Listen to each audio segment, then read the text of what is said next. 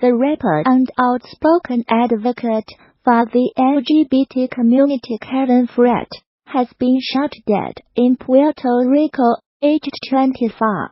The musician, described as Latin trap music's first openly gay artist, was killed in the capital San Juan on Thursday, police said.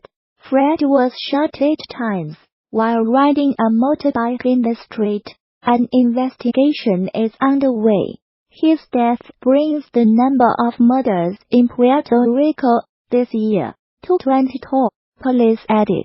Fred's manager, Eduardo Rodriguez, described the rapper as an artistic soul who had a passion for music, confirming his death. Mr. Rodriguez said, "There are no words that describe the feeling we have and the pain that causes us to know that a person with so many dreams has to go. We must all unite in these difficult times and ask for much peace for our beloved Puerto Rico." Kevin Fred was known not only for his music style, but also image, who was breaking gender norms, empowered people and the stigma about being gay, gender non-conforming, and expressing gender identity freely in a country where gay people still get mocked, bullied and killed. Pic. Twitter.com /9AV. End of Twitter post by @Saminamir. The rapper's latest video, Soyasi, has more than 500,000 views on YouTube. "I am a person that does not care what anybody has to say," he told online magazine paper. "Now I see young gay guys or young lesbians that are looking at me now like a role model. Like, wow, if he did it, and he do not care what anybody else has to say, I can do it." Puerto Rico has seen a rise in street crime in recent weeks, which has been described by police on the Caribbean island as a crisis of violence. 2 Scandinavian women tourists have been found dead in Morocco with kids to their necks, the country's interior ministry said. Both bodies were found near the town of Imlia in the high Atlas mountain range, near the foot of North Africa's highest peak, Mount Dabco. The women, from Denmark and Norway respectively, have not yet been named. A police investigation has been launched into their deaths, the Interior Ministry statement said. 2 Scandinavian women tourists have been found dead in Morocco with kids to their necks, the country's Interior Ministry said.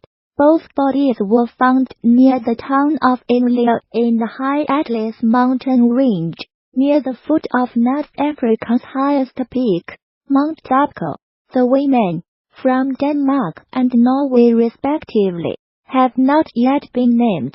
A police investigation has been launched into their deaths, the Interior Ministry statement said. 2 Scandinavian women tourists have been found dead in Morocco with kids to their necks, the country's Interior Ministry said.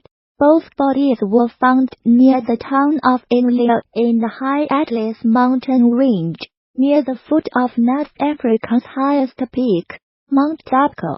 The women, from Denmark and Norway respectively, have not yet been named. A police investigation has been launched into their deaths, the Interior Ministry statement said. A popular tourist attraction has become the latest Chinese company to show solidarity with Huawei's chief finance officer, Meng Wanzhou, who was arrested in Canada on 1 December. Shannon Mountain Scenic Park in eastern Hainan Province said it would waive the $9.40 65 yuan ticket fee for anyone carrying a Huawei phone. Ms. Meng, who was given bail in Canada, faces extradition to the United States on charges of breaking Iran sanctions. Her case has upped tensions with China. U.S. Huawei phones shoot grand photos on the mountain. A notice on the Shanghai Park's social media account said, "We wish friends around the world who support Huawei success in bliss." The offer would last until 29 December, the South China Morning Post reported, but it was met with some criticism among China's social media users, who claimed it was discriminatory. Huawei phone owners are being offered other enticements too. They can get a 20% discount at a bar in Beijing. Seen in Beijing, bring a Huawei phone and get 20% off. Similar to this story, we covered yesterday https //QQXL1IYPQLPIC, Twitter.com Sokolov.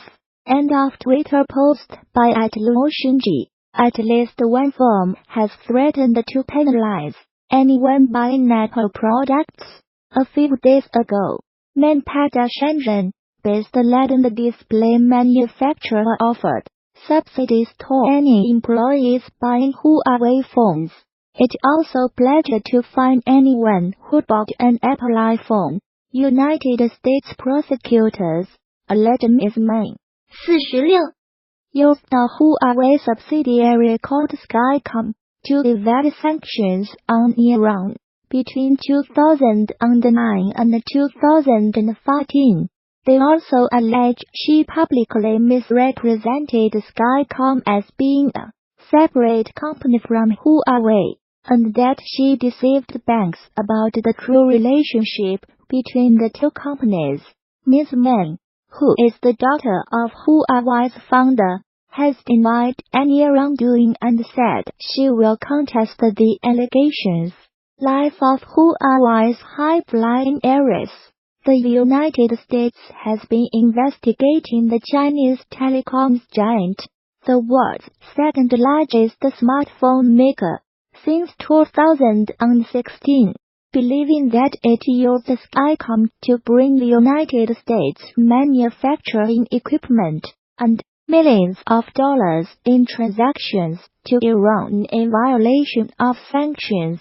Ms. May's detention comes amid an increasingly acrimonious trade dispute between Washington and Beijing. China is angry at her detention, saying she has not violated any laws. Beijing has threatened severe consequences unless Canada releases the executive. Since her arrest, 2 Canadians, a former diplomat, and a businessman have been detained in China on suspicion of harming national security. United States President Donald Trump said last week that he might intervene in the United States Justice Department's case against Ms. May if it would serve national security interests or help achieve a trade deal with China.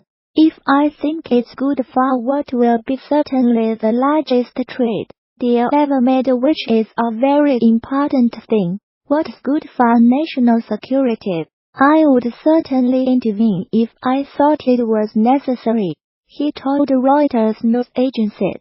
Canada reacted by urging Mr. Trump not to politicize the situation. Our extradition partners should not seek to politicize the extradition process or use it for ends other than the pursuit of justice, Foreign Minister Chrystia Freeland said. The United States military says it has killed 62 fighters from the Islamist group Al-Shabaab in 6 airstrikes in Somalia.